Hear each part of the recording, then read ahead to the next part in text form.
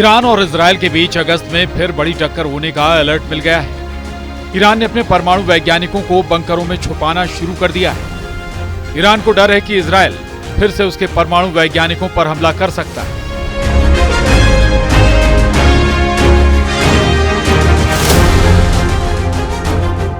इस बीच नेतन्याहू ने ईरान को लेकर ऐसी बात कह दी है जिसकी वजह से ईरान के 10 शहरों में हड़कंप मच गया है।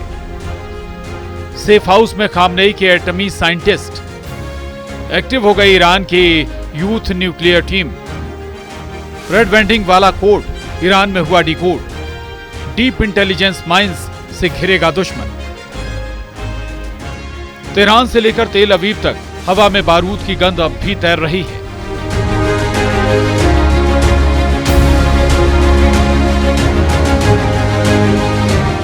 बारह दिन तक चले बमबारी के दौर ने ईरान के न्यूक्लियर और मिलिट्री इंफ्रास्ट्रक्चर को हिलाकर रख दिया। ऑपरेशन राइजिंग लॉयन के नाम से हुई इस कार्रवाई में इजरायल ने 100 से ज्यादा स्ट्रेटेजिक लोकेशंस को निशाना बनाया, जिसमें नतांज और फोर्डो जैसे अहम न्यूक्लियर प्लांट भी शामिल थे। इस युद्ध में सिर्फ मिसाइलें ही नहीं गिरी, बल्कि ईरान के वैज्ञानिकों की रीढ़ भी तोड़ी गई।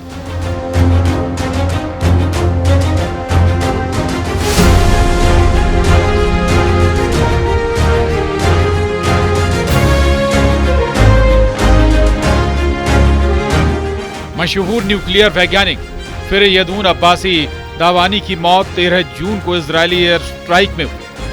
12 से ज्यादा टॉप साइंटिस्ट मारे गए, दर्जनों घायल हुए।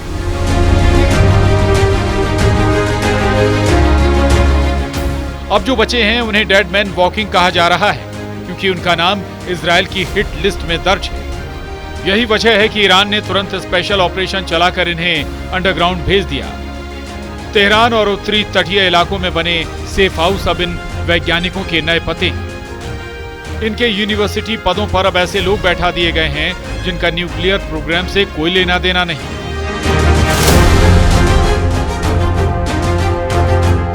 ये पूरी कवायद सिर्फ एक चीज साबित करती है, ईरान जानता है कि भले ही तबाही की नई तारीख तय नहीं है, लेकिन जो चीज तय नहीं होती वो किसी भी वक्त हो सकती है। यही वजह है कि ईरान की तरफ से बचे हुए टॉप साइंटिस्ट को गुप्त ठिकानों पर भेज दिया गया है। टेलीग्राफ की रिपोर्ट के मुताबिक वैज्ञानिक तो पहाड़ों के भीतर बंकर नुमा स्ट्रक्चर में है, जहां सैटेलाइट ट्रैकिंग भी मुश्किल है। हर सेफ हाउस में 24x7 हथियारबंद गार्ड, फायर प्रूफ डोर और multi layer biometric security system लगा है। खास बात यह है कि वैज्ञानिकों के परिवारों को भी गुप्त जगहों पर शिफ्ट किया गया है और उनकी मूवमेंट सिर्फ सरकारी अनुमति से होती है। ईरान की organisation of defensive innovation and research यानी SPND इन वैज्ञानिकों के रिसर्च वर्क को अब ऐसे नेटवर्क पर ट्रांसफर कर रही है जो इंटरनेट से बिल्कुल कटा हुआ है।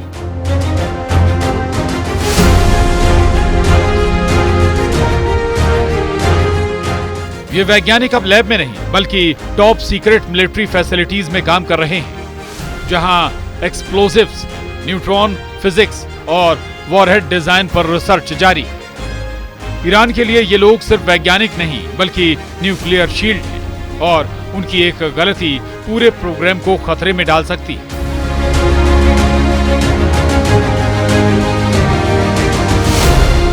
इजरायल की खुफिया एजेंसियां इस मूवमेंट पर नजर रख रही हैं और उनके पास इन सेफ हाउस के बारे में कुछ क्लूज भी हैं। यही वजह है कि तेहरान में डर का माहौल गहराता जा रहा है, क्योंकि अगर एक भी लोकेशन ट्रैक हुई तो वहां का अगला सूरज शायद ही कभी उगे, क्योंकि ईरान यही मान रहा है कि उसके न्यूक्लियर प्रोग्राम की बची हुई ताकत पर इजरायल और अमेरिका की नजर लगातार टिकी हुई है। खबर तो यह भी है कि ईरान ने सिर्फ वैज्ञानिकों को नहीं बचाया, बल्कि पूरे देश में इंटरनल वॉर मोड एक्टिवेट कर दिया है।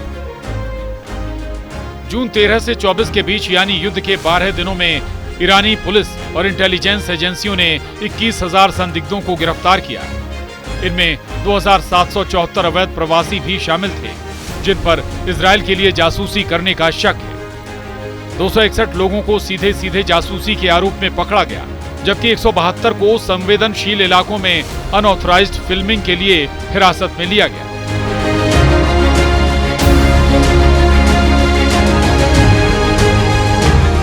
इस दौरान साइबर क्राइम पर भी बड़ी कार्रवाई की गई।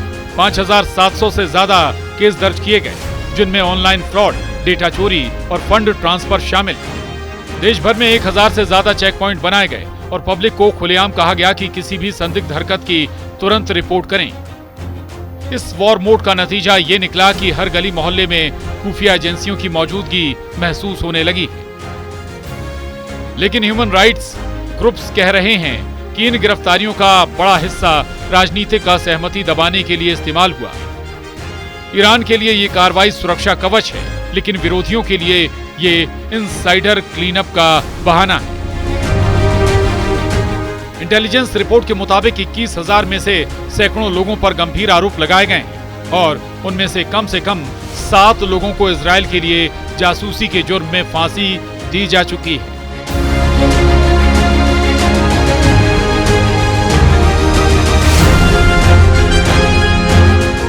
ये सब युद्ध खत्म होने के महज कुछ हफ्तों के भीतर हुआ, जिससे साफ है कि ट्रायल तेजी से निपटाए जा रहे हैं। जेलों में पूछताछ का तरीका इतना सख्त है कि वहां से बाहर आने वाले गवाह शायद ही कुछ बोल पाएं। मीडिया को इन मामलों की कवरेज सीमित करने के आदेश हैं और ज्यादातर रिपोर्ट्स सिर्फ सरकारी बुलेटिन तक सीमित रहती हैं। इसके बावजूद कुछ इंटरनेशनल सोर्सेज बात का दावा कर रहे हैं कि गिरफ्तार लोगों में से कई निर्दोष हैं, जिन्हें महज शक के आधार पर उठा लिया गया। इस डर का असर ये हुआ कि देश में खुलेआम इजरायल का युद्ध पर चर्चा करना अब लगभग नामुमकिन है। सुरक्षा का ये जाल जितना मजबूत है उतना ही भारी भी, क्योंकि इसके नीचे ईरान के लोगों का दम घुट रहा है। ईरान और इजरायल में नए युद्ध की आशंका इसलिए और भी ज्यादा जोर पकड़ रही है क्योंकि दोनों तरफ से उकसाने वाली बयानबाजी हो रही है। दोनों देशों के जासूस प्री वॉर इंफॉर्मेशन जुटाने में जुटे हैं। यही नहीं, ईरान के सुप्रीम लीडर को भी धमकियां देकर साइकोलॉजिकल वॉरफेयर की स्ट्रेटजी पर काम किया जा रहा है।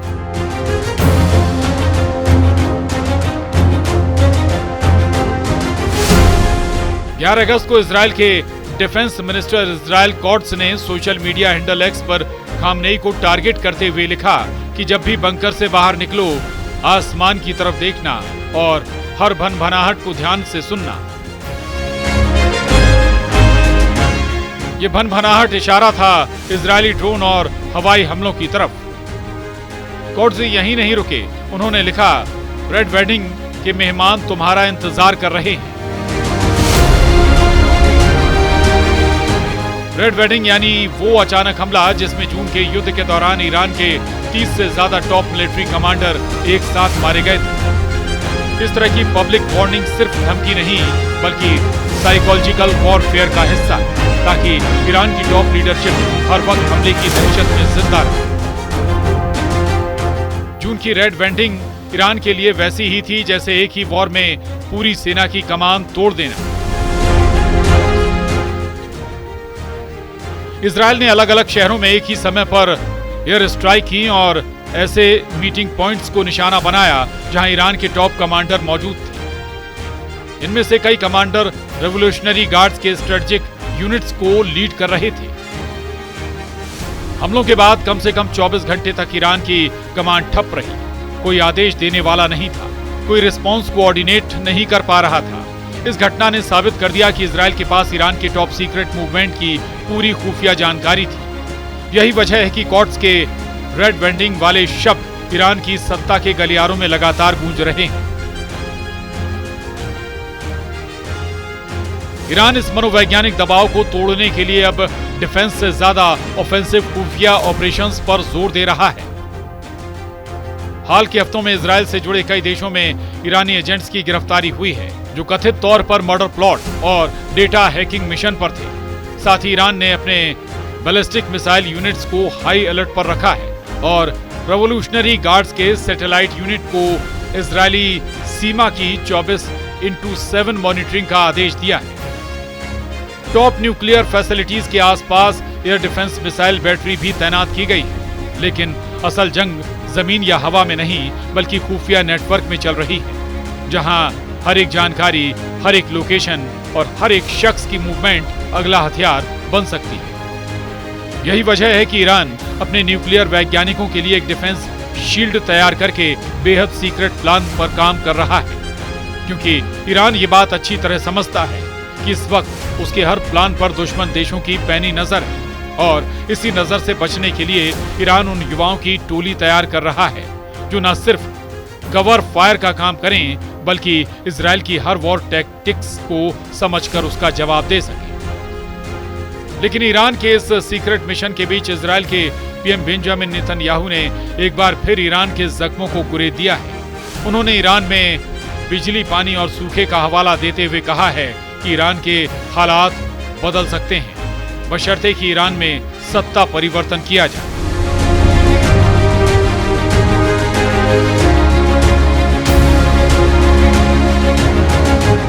उधर इजराइल के पीएम नेतन्याहू का कहना है कि ईरान में पानी की प्यास आजादी की प्यास से भी मेल खाती है।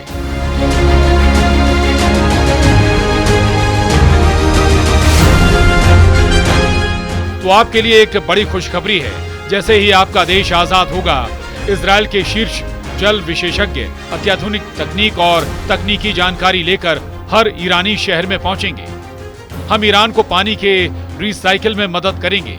हम ईरान को पानी के खारेपन को दूर करने में मदद करेंगे। दरअसल इस वक्त ईरान में गहरा जल संकट पैदा हो गया है। सूखे और कम बारिश की वजह से ईरान में पानी की भारी किल्लत है। पिछले 5 वर्षों से ईरान भीषण सूखे का सामना कर रहा है और इस साल भी बारिश बहुत कम हुई। बांधों में सिर्फ 42% पानी रह गया है और लगभग 90% डैम सूख चुके हैं। पानी की कमी के बाद सरकार ने नागरिकों के लिए कई नियम बना दिए हैं। ईरान की राजधानी तेहरान समेत कई शहरों में पानी की भारी कमी के बाद सरकार ने जनता को प्रतिदिन केवल 130 लीटर पानी के इस्तेमाल का निर्देश दिया है। इससे ज्यादा पानी का इस्तेमाल करने पर जुर्माना लगाया जाएगा। इजराइल के पीएम बेंजामिन नेतन्याहू ये बात कह रहे हैं कि इन चुनौतियों से निपटने का सिर्फ एक रास्ता है और वो है ईरान की मौजूदा सरकार के खिलाफ आवाज, यानी सुप्रीम लीडर खामनेई का विरोध। इस दौरान बेंजामिन नेतन्याहू ने ईरान को यह भी याद दिलाने की कोशिश की कि कैसे न्यूक्लियर प्रोग्राम की जिद और 12 दिनों की जंग ने ईरान की जनता के लिए चुनौतियों को बढ़ा दिया। यानी इजराइल ईरान को लगातार ये याद दिलाने की कोशिश कर रहा है कि अभी भी ईरान में उसका मकसद अधूरा है और उसे पूरा करने का ईरान के लोगों के पास सिर्फ एक ही विकल्प है और वो है सत्ता परिवर्तन। लेकिन ईरान की सत्ता भी ये बात समझ रही है कि दुश्मन को जवाब सिर्फ उसी की भाषा में दिया जा सकता है। यही वजह है कि ईरान इस बार इजराइल को कोई मौका नहीं देना चाहता। वो न सिर्फ अपने वैज्ञानिकों की सुरक्षा को लेकर एक्टिव है, बल्कि इजराइल के खिलाफ उस मिशन में जुटा है जहां डीप इंटेलिजेंस की माइंस बिछाकर इजराइल को घेरा जा सके।